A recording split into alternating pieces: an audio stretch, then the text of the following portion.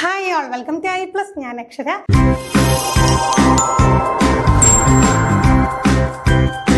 നമ്മൾ English pedagogy questions common ആയിട്ട് നമ്മുടെ ക്വാളിഫയിങ് എക്സാമിനേഷൻസ് കേറ്റിനും സീറ്റിനും ഒക്കെ ചോദിക്കുന്ന ക്വസ്റ്റ്യൻസ് ഡിസ്കസ് ചെയ്യുകയായിരുന്നു. ആ സെക്ഷൻ തന്നെ നമ്മൾ കണ്ടിന്യൂ ചെയ്യുകയാണ്.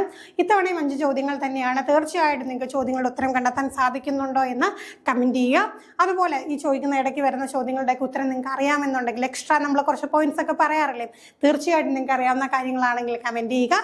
ആദ്യത്തെ ചോദ്യത്തിലേക്ക് കടക്കാം. What does CLIL stand for? CLIL എന്താണ്? കണ്ടന്റ് ലാംഗ്വേജ് ഇന്റർ ലേണിംഗ് ആണോ? Content and language based interesting learning ആണോ? Content and language integrated learning ആണോ? Context for language integrated learning ആണോ? നോക്കിക്കുകയും എല്ലാ ഓപ്ഷനും ഒരുപോലെ ഉണ്ടല്ലേ. അപ്പോൾ ഇങ്ങനെയൊക്കെയുള്ള കാര്യങ്ങൾ നമ്മൾ പഠിച്ചിട്ട് തന്നെ പോകണം. നമുക്ക് അവിടെ പോയിരുന്ന് ഗസ് ചെയ്യാൻ പറ്റില്ല. ദൈവമേ ഇതിൽ ഏതാണ് വരുന്നത് നോക്കിയേ, 4 ഓപ്ഷനും ഒരുപോലെ ഉണ്ട്. തെറ്റിപ്പോവാനും എളുപ്പമാണ്. ഉത്തരം അറിയാമെങ്കിൽ പോലും ഒരു നിമിഷത്തിൻ്റെ അശ്രദ്ധ കൊണ്ടെന്താണ് മാർക്ക് ചെയ്യാൻ സാധ്യതയുണ്ട്. അപ്പോൾ നമുക്കിപ്പോൾ തന്നെ പഠിച്ചു പോകാം. നമ്മൾ കുറേ ടേംസ് ഇതുപോലെ പഠിച്ചിട്ടില്ലേ? CALL computer assisted language learning, MALL mobile assisted language learning, TPR total physical response, അങ്ങനെ നമ്മൾ കുറേ സംഗതികൾ പഠിച്ചില്ലേ. അപ്പോൾ ആ കൂട്ടത്തിൽ എന്താണ് പുതിയൊരു കാര്യം കൂടെ അങ്ങ് ആഡ് ചെയ്ത് വെച്ചോ. പ്രീവിയസ് ഇയർ ക്വസ്റ്റ്യൻ ആണ്. അപ്പോൾ നോക്കിക്കേ, CLIL എന്ന് വെച്ചാൽ എന്താണ്?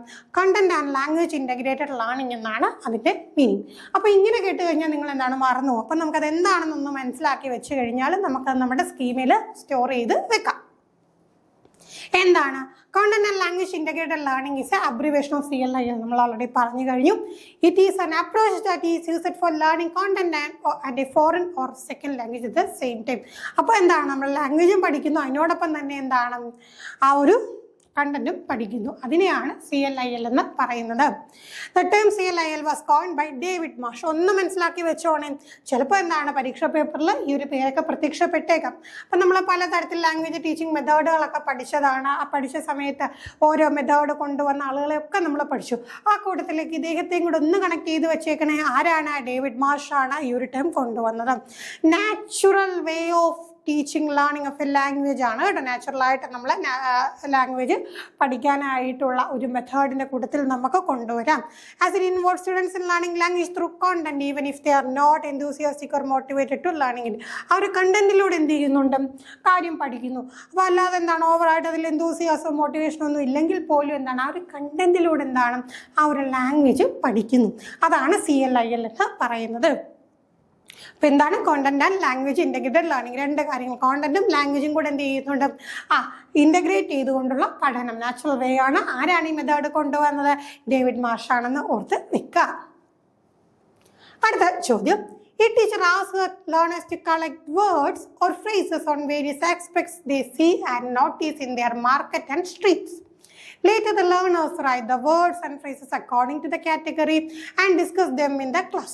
What is this practice known as? അപ്പോൾ നോക്കിക്കേ, ടീച്ചർ എന്ത് ചെയ്തു? കുട്ടികളോട് വേർഡ്സോ അല്ലെങ്കിൽ ഫ്രേസസോ അവർ കാണുകയോ നോട്ടീസ് ചെയ്യുന്ന മാർക്കറ്റിലും സ്ട്രീറ്റിലും ഒക്കെ കാണുകയോ നോട്ടീസ് ചെയ്യുന്ന വേർഡ്സും പിന്നെന്താണ് ഫ്രേസസും ഒക്കെ കളക്ട് ചെയ്യാൻ പറഞ്ഞു.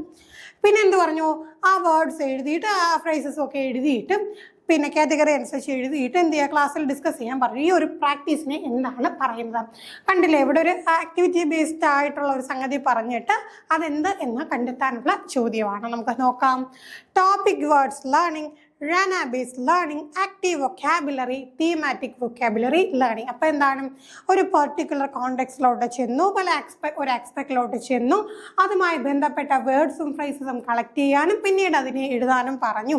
ഇതൊക്കെ ലാംഗ്വേജ് ലേണിങ്ങിൻ്റെ ഭാഗമാണ്. ഇതിനെ നമ്മൾ എന്താ പറയുക? തീമാറ്റിക് വൊക്കാബുലറി ലേണിംഗ് ആണ്. പെർട്ടിക്കുലർ തീം അല്ലേ അവിടെ കൊടുത്തത്? ഈ പറയുന്ന മാർക്കറ്റ് അല്ലെങ്കിൽ സ്ട്രീറ്റ് എന്നുള്ള തീം നമ്മൾ അവിടെ കൊടുത്തു. അപ്പോൾ അതുമായിട്ട് ബന്ധപ്പെട്ട് വാക്കുകൾ അപ്പോൾ എന്താണ് കണക്ട് ചെയ്ത് പഠിക്കാനായിട്ട് ഇവിടെ വളരെയധികം യൂസ്ഫുള്ളാണ്. ഓക്കെ, അപ്പോൾ അതാണ് എന്ത് തീമാറ്റിക് വൊക്കാബുലറി ലേണിംഗ് എന്ന് പറയുന്നത്. അടുത്ത ചോദ്യം. Language needs of a real life situations are fulfilled by. ഈ നമുക്കറിയാമല്ലോ, നമ്മൾ ലാംഗ്വേജ് പഠിക്കുന്നു, ശരിയാണ്, ക്ലാസ് റൂം കോണ്ടെക്സ്റ്റിൽ പഠിക്കുന്നു, ടെക്സ്റ്റ് ബുക്ക് വെച്ച് പഠിക്കുന്നു, എല്ലാം ശരി തന്നെ. പക്ഷേ ഈ പഠിക്കുന്ന സംഗതിയെ പ്രാക്ടിക്കലി നമ്മൾ അപ്ലൈ ചെയ്യുമ്പോൾ, തിയററ്റിക്കലി പഠിക്കുകയല്ല, പ്രാക്ടിക്കലി അപ്ലൈ ചെയ്യുമ്പോൾ ഉള്ള ഒരു കാര്യമാണ് ചോദിച്ചിരിക്കുന്നത്.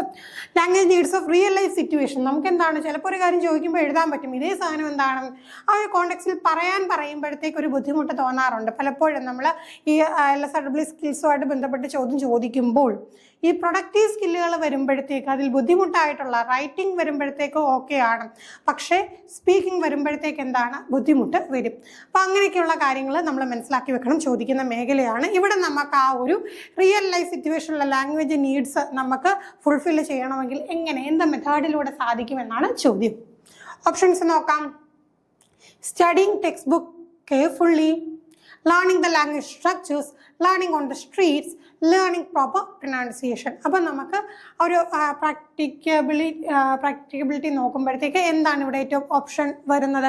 Learning on the streets. നമ്മൾ ഈ പറയുന്ന പോലെ ആളുകളുമായിട്ട് ഇടപഴകി ലാംഗ്വേജ് ഇമേഷനിലൂടെ പഠിക്കുമ്പോഴത്തേക്കും നമുക്കൊക്കെ എഴുതാൻ അറിയാം, വായിക്കാൻ അറിയാം, പക്ഷേ എന്താണ് നമുക്ക് പബ്ലിക്കുമായിട്ട് ഇടപെടാതെ, സമൂഹവുമായി ഇടപഴകാതെ ഒരിക്കലും നമുക്ക് എന്താണ് ഈ പറയുന്ന ലാംഗ്വേജ് റിയൽ ലൈഫിൽ നമുക്ക് ലാംഗ്വേജ് എന്തിനാണ് മറ്റുള്ളവരോട് കമ്മ്യൂണിക്കേറ്റ് ചെയ്യണം, അത് കമ്മ്യൂണിക്കേറ്റ് ചെയ്ത് തന്നെ പഠിക്കണം അല്ലേ? അപ്പം നമ്മളിപ്പോൾ പറയാറുണ്ട്, നമുക്കിപ്പം നമ്മുടെ നാട്ടിൽ നിന്ന് കഴിഞ്ഞാൽ നമുക്ക് പുതിയൊരു ഭാഷ അറിയില്ല. അപ്പോൾ നമ്മൾ എത്ര കോഴ്സുകൾ എടുത്താലും അല്ലെങ്കിൽ നമ്മൾ എത്ര എഴുതി പഠിച്ചാലും അത്ര നമുക്ക് പറ്റില്ല. നമ്മൾ എന്ത് ചെയ്യുന്നു, ആ ലാംഗ്വേജ് ഉള്ള നാട്ടിലോട്ട് ചെന്ന് കഴിഞ്ഞാൽ പതിയെ ആ ഒരു ഭാഷ നമുക്ക് എന്താ പറ്റും, എല്ലാവരുമായിട്ട് ഇടപഴകി വരുമ്പോഴത്തേക്ക് നമുക്കത് പഠിക്കാനായിട്ട് സാധിക്കും. നമ്മുടെ നാട്ടിൽ വന്ന് ജോലി ചെയ്യുന്ന അന്യസംസ്ഥാന തൊഴിലാളികളെ നോക്കിക്കും, അവരെന്ത് വൃത്തിയായിട്ട് ഇപ്പം മലയാളം പറയുന്നുണ്ട്. കാര്യം എന്താണ്, അവർ ഈ ഒരു കോൺവെർസേഷനിലൂടെ ലാംഗ്വേജ് ഇമോഷനിലൂടെയാണ് അവർ പഠിച്ചത്. ഓക്കെ, അല്ലാതെ ഈ പറയുന്ന പോലെ ടെക്സ്റ്റ് ബുക്ക് കൊടുത്തോ അല്ലെങ്കിൽ ലാംഗ്വേജിൻ്റെ സ്ട്രക്ചർ ഈ പറയുന്ന നന്നായിട്ട് മലയാളം സംസാരിക്കുന്ന അന്യസംസ്ഥാന തൊഴിലാളികൾക്ക് ചിലപ്പോൾ മലയാളം എന്താണ് ഈ പറയുന്ന ടെക്സ്റ്റ് ബുക്ക് അവർ പഠിച്ചിട്ടുണ്ടാകില്ല. അതുപോലെ ലാംഗ്വേജിൻ്റെ സ്ട്രക്ചറുകളൊന്നും. അപ്പോൾ എന്താണ് കർമ്മം, ക്രിയ, ഇതൊക്കെ എന്താണെന്നൊന്നും അവർക്കറിയില്ല. പിന്നെ പ്രൊനൗൺസിയേഷൻ ഒന്നും പലപ്പോഴും പ്രോപ്പർ ആകണമെന്നില്ല. നമുക്കെന്താണ് കാര്യങ്ങൾ കമ്മ്യൂണിക്കേറ്റ് ചെയ്യാനായിട്ട് സാധിക്കണമെങ്കിൽ തീർച്ചയായിട്ടും എന്താവശ്യമാണ്, ഈ പറയുന്ന പോലെ എന്ത് ചെയ്യണം, ആ ഇടപഴകലുകൾ ആവശ്യമാണ്. അപ്പോൾ അതുകൊണ്ടാണ് ഇവിടെ ലേണിംഗ് ഓൺ ദ സ്ട്രീറ്റ്സ് എന്നുള്ള ഓപ്ഷൻ ആപ്ലിക്കബിൾ ആയിട്ട് വന്നത്. അടുത്ത ചോദ്യം, study the following statement. Okay, 2 statement തന്നിട്ടുണ്ട്. At school, one learns the language of educated people. Language learned on the street includes the use of slang. അപ്പം 2 statement ആണ്. A is right and B is wrong. A is wrong and B is right. Both A and B are right. Both A and B are wrong. അപ്പം നമുക്കിവിടെ തീർച്ചയായിട്ടും school one learns the language of the educated people എന്ന് പറയുന്ന സത്യമായിട്ട് അവിടെ നമ്മൾ ശരിക്കും പറഞ്ഞാൽ ടെക്സ്റ്റ് ബുക്ക് എന്ന് പറയുമ്പോൾ സ്റ്റാൻഡേർഡ് ആയിട്ട് തന്നെയാണ്, ആ ഒരു സ്റ്റാൻഡേർഡ് കീപ്പ് ചെയ്തുകൊണ്ട് തന്നെയാണ് എന്ത് വരുന്നത്, തീർച്ചയായിട്ടും ആ ഒരു ടെക്സ്റ്റ് ബുക്ക് ക്രിയേഷൻ വരുന്നത്. അപ്പോൾ അത് പഠിക്കുമ്പോഴത്തേക്ക് ഈ പറഞ്ഞ എഡ്യൂക്കേറ്റഡ് പീപ്പിളുടെ ലാംഗ്വേജ് ഒരു വ്യക്തി പഠിക്കുന്നു. ഇനി language learn on the street includes use of slang. Slang എന്ന് പറഞ്ഞു കഴിഞ്ഞാൽ പ്രാദേശിക ഭാഷകളുണ്ട്. നമ്മളിപ്പോൾ ഇംഗ്ലീഷ് ലാംഗ്വേജ് എടുത്തു കഴിഞ്ഞാൽ നമുക്ക് ഇംഗ്ലീഷ് എന്ന് പറഞ്ഞാൽ ഒറ്റ ഇംഗ്ലീഷാണോ? ലോകത്തെമ്പാടുമുള്ള എല്ലാ ആളുകളും, ഇത്ര കോടി ജനങ്ങളും ഒരേ ഇംഗ്ലീഷാണോ സംസാരിക്കുന്നത്? അല്ല. നമ്മളിപ്പോൾ സ്കൂളിൽ പഠിക്കാൻ ചെല്ലുന്ന സമയത്ത് നമ്മളിപ്പോൾ ആൽഫബറ്റ്സ് പഠിക്കുന്നു, അല്ലെങ്കിൽ ഫോണറ്റിക് സ്ട്രക്ചർ പഠിക്കുന്നു, അങ്ങനെയൊക്കെയുള്ള കാര്യങ്ങൾ തീർച്ചയായിട്ടും അത് എഡ്യൂക്കേറ്റഡ് പീപ്പിളിൻ്റെ ലാംഗ്വേജ് ആണെങ്കിൽ എല്ലാവരും ഒരുപോലെ പഠിക്കുന്നു. എന്നാൽ ഇവിടെ സ്ട്രീറ്റിൽ പഠിക്കുന്നു. ഇപ്പം നമ്മൾ ഇന്ത്യൻ സ്ട്രീറ്റിൽ ഇംഗ്ലീഷ് സംസാരിക്കുന്ന ഇന്ത്യൻ സ്ട്രീറ്റിൽ ചെന്ന് കഴിഞ്ഞാൽ അവിടെ റിസീവഡ് പ്രൊനൗൺസിയേഷൻ എന്ന് പറയുന്ന സ്റ്റാൻഡേർഡ് ഇംഗ്ലീഷ് ലാംഗ്വേജ് ഫോം ആണോ? BBC ഇംഗ്ലീഷ് ആണോ? ബ്രിട്ടീഷ് ഇംഗ്ലീഷ് ആണോ? ക്യൂൻസ് ഇംഗ്ലീഷ് ആണോ? ഇതൊന്നും അല്ലല്ലേ. പകരം നമുക്ക് നമ്മുടെ ഇന്ത്യൻ ഇംഗ്ലീഷ് ആയിരിക്കും നമ്മൾ സംസാരിക്കുക. അപ്പോൾ ഈ പറയുന്ന പോലെ സ്ട്രീറ്റ്സിൽ പഠിക്കുന്ന സമയത്തുള്ള കാര്യം സ്ലാങ്ങുകൾ, പ്രാദേശികമായിട്ടുള്ള സംഗതികൾ അവിടെ കടന്ന് വരും. അപ്പോൾ അതും ശരിയല്ല. അപ്പോൾ 2 സ്റ്റേറ്റ്മെന്റും ശരിയാണ്. അപ്പം നമുക്ക് എന്താ പറയാം, both A and B are right. അപ്പോൾ ഇങ്ങനെയൊക്കെയുള്ള സ്റ്റേറ്റ്മെന്റ് വരുമ്പോഴത്തേക്കും നമുക്ക് എലിമിനേറ്റ് ചെയ്യാൻ വഴിയൊന്നുമില്ല അല്ലേ. 2 ശരിയാണോ അല്ലെങ്കിൽ 2 തെറ്റാണോ, ഒന്ന് ശരി ഒന്ന് തെറ്റ് അങ്ങനെയാണോ എന്ന് തീർച്ചയായിട്ടും അറിഞ്ഞാൽ മാത്രമേ ഉത്തരം കണ്ടെത്താനായിട്ട് സാധിക്കത്തുള്ളൂ. അപ്പോൾ ഒന്ന് ലോജിക്കൊക്കെ വെച്ച് ഇവിടെ ഒന്ന് ചിന്തിച്ച് നോക്കിയാൽ മതി. നമ്മുടെ ഫൈനൽ ക്വസ്റ്റ്യൻ ആണ്, which typology of question does the following question belongs to. അപ്പോൾ ഒരു ക്വസ്റ്റ്യൻ തന്നിട്ടുണ്ട്, അത് എന്ത് ടൈപ്പ് ക്വസ്റ്റ്യൻ ആണ്? മുമ്പൊരു സെക്ഷനിൽ നമ്മൾ ഡിസ്കസ് ചെയ്തിട്ടുള്ളതാണ്.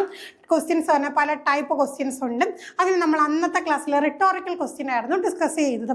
ഇന്ന് നമുക്ക് എന്താകും എന്ന് നോക്കാം. Imagine you are the narrator of the story. Write an entry in your diary about your experience in about 100 words. അപ്പോൾ നോക്കിക്കേ, നിങ്ങൾ സ്റ്റോറിയുടെ നരേറ്റർ ആണെന്ന് സങ്കല്പിക്കുക. എന്നിട്ട് എന്ത് ചെയ്യുക, അതിൻ്റെ ഡയറിയിൽ എന്ത് ചെയ്യുക, നിങ്ങളുടെ എക്സ്പീരിയൻസ് ഒരു 100 വാക്കിൽ എഴുതുക എന്ന് പറഞ്ഞു കഴിഞ്ഞാൽ എന്ത് ടൈപ്പ് ചോദ്യമാണ്? ഓപ്ഷൻസ് നോക്കാം. Informative question, inferential question, close question, extrapolative question. അപ്പോൾ ഇവിടെ നമുക്ക് എന്താണ് വരിക? തീർച്ചയായിട്ടും അവിടെ നമ്മൾ ഒരു കാര്യം, അവിടെ നമ്മൾ അവിടെ വരുമ്പോഴത്തേക്ക് ഒരിക്കലും അവിടെ ഒരു ഇൻഫർമേഷൻ കൊടുക്കുകയോ അല്ലെങ്കിൽ ഒരു കാര്യം നമ്മൾ ആരായുകയോ അല്ലെങ്കിൽ എന്താണ് ക്ലോസ് ക്വസ്റ്റ്യൻ നമ്മൾ മുമ്പേ പറഞ്ഞു അല്ലേ, ആ ഒരു മിസ്സിംഗ് പാർട്ട് ഫില്ല് ചെയ്യുകയോ ഒന്നുമല്ല. അവിടെ നമ്മൾ സ്വന്തമായിട്ടൊരു കാര്യത്തെ എക്സ്പ്ലോർ ചെയ്യുകയാണല്ലേ.